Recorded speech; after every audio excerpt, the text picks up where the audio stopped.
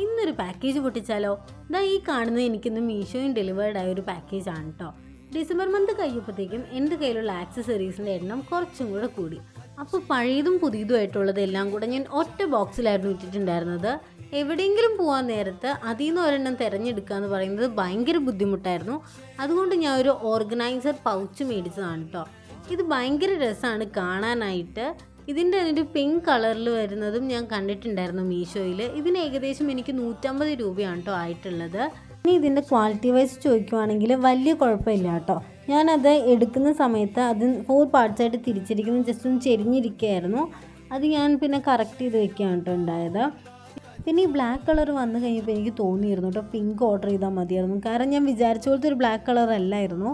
ഞാനൊരു pure black ആയിരുന്നു ഉദ്ദേശിച്ചിട്ടുണ്ടായിരുന്നത്. ഇത് ചെറുതായിട്ടൊന്ന് നരച്ച പോലത്തെ ഒരു കളറാണ് കേട്ടോ വന്നത്. ഞാൻ പിന്നെ വിചാരിച്ച മെറ്റീരിയലും അല്ലായിരുന്നു.